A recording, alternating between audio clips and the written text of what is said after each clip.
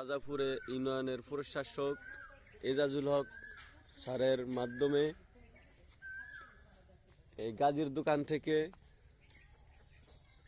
উত্তর আমদাসর সরকারি প্রাথমিক বিদ্যালয় পর্যন্ত এই রোডটি আমরা করতে সক্ষম হয়েছি।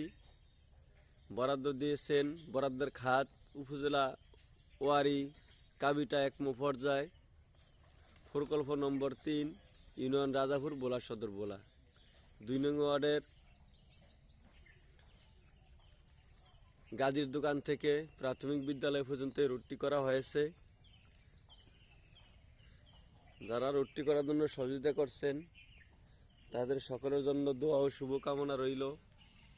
কারণ এখান দিয়ে বিশাল একটা সাঁকো ছিল, এই সাঁকো দিয়ে 50টা বাড়ির লোকজন বাসা যাইতো, ছাত্রছাত্রী স্কুলে যাইতে পারতো না, অনেক সমস্যার সম্মুখীন হয়েছিল। এই ছাত্রছাত্রীদের এই রোডটি অনেক উপকারে আসবে।